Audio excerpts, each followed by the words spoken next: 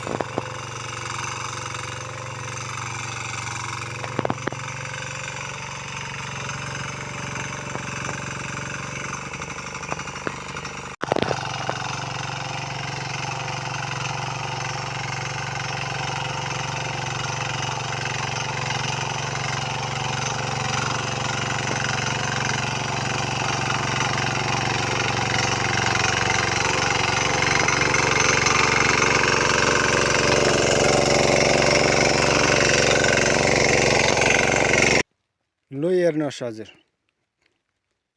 यहाँका व्यापारीले कति त लुटे होला नि त। हेर्नु त, यस्तो कोपी ल्याएर बेचेर कृषकलाई चाहिँ उँधै फल्ने गाँठो आउने के आउने, कस्तो राम्रो राम्रो कोपी भनेर रोपेको यस्तो पो फल हुँदो रहेछ। यो त कत्रो यत्रो डल्लो चुच्चे हुँदो रहेछ, उँधो पनि यस्तो फल्दो रहेछ हजुर। हेर्नुहोस् त यो त दुईतिर फल्ने दिँदो रहेछन्, अनि त्यहाँबाट मुङ्गो लिँदो रहेछन् यो बिउ।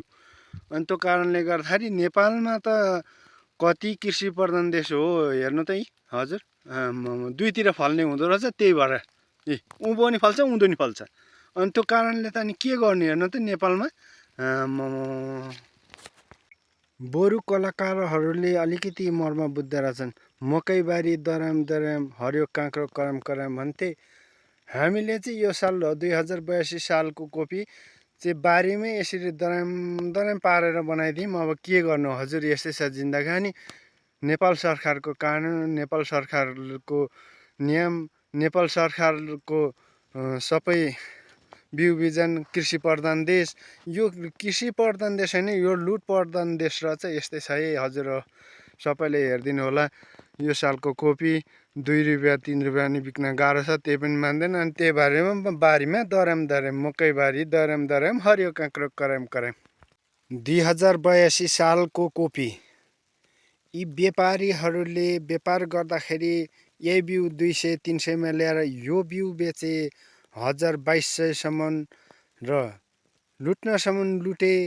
तर यो देशमा समृद्धि भनेको कहिले आउन सकेन किसानको लागि। किसान प्रधान देश भन्छन्, तर किसान प्रधान देशमा एउटा कोपीको बिउसम्म पाइँदैन। त्यही कारणले गर्दाखेरि व्यापारीले कोपीको बिउ मूल्य नतोकेर जे पायो त्यही भाउमा, जुन पायो त्यही भाउमा, जस्तो मन लाग्छ त्यही मर्जीले बेचेर यस्तो कोपी रोपेर यो गाँठा आएर उस्तै यो किसानलाई हैरान। सुलीको दाम पनि उठाउँदैन। सुलीको दाम पर्छ 680। अनि यो कसरी चाहिँ किसान बाँच्न सक्छ र यो देशका मान्छे समृद्धि हुन सक्छन्। तपाईँले अलिक राम्रो टिप्नु भएन है। यस्तो जाने कहिले खानु अलिक बिस्तारै टिप्नु भयो, राम्रो टिप्नु। कति लाग्ने अरे?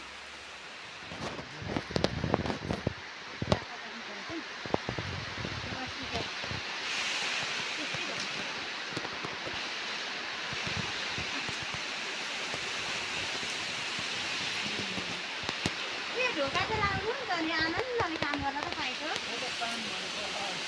म सकिनँ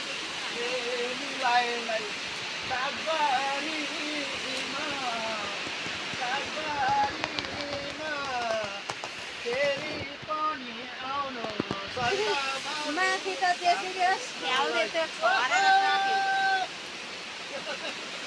रोपेको भए दिदी त्यो एक प्याकेटमा ठिक्क पुग्थ्यो। पनि लाग्दैन अनि के हामी जान पाउनुहुन्छ कहाँ हुँदैन, नभए दाललाई 4 दिन जानुहुन्छ होला ल्याइराख्नु। यसको नाम खानाक्पा हो। यो दबाई हुन्छ। यो खाँदाखेरि पर जिब्रो पर पर पर पर पर पर पार्छ यसले। यो एकदम मिठो हुन्छ। आलुमा खाना, अचार बनाएर खाना, आलुमा अचार बनाएर खाना ओर्न राम्रो हुन्छ यो। अनि त्यही भएर टिपेको हामीले। यसको नाम खानाक्पा हो। खाँदाखेरि कम्ती मिठो हुँदैन। आलुमा अचार उस्तै मिठो हुन्छ। जिब्रो पर पार्छ। यसको दबाई पनि हुन्छ भनेर सुनेको थिएँ। अब कस्तो दबाई चाहिँ त्यति थाहा भएन। तर यो खाने मान्छेलाई एकचोटि खाना चाहिँ साह्रै स्वादिलो हुन्छ यो। र कुनैले कसैले खानुभएको छ भने यसको के अरे खाँदाखेरि यो फेरि फेरि खाउँ लागिरहेको छ।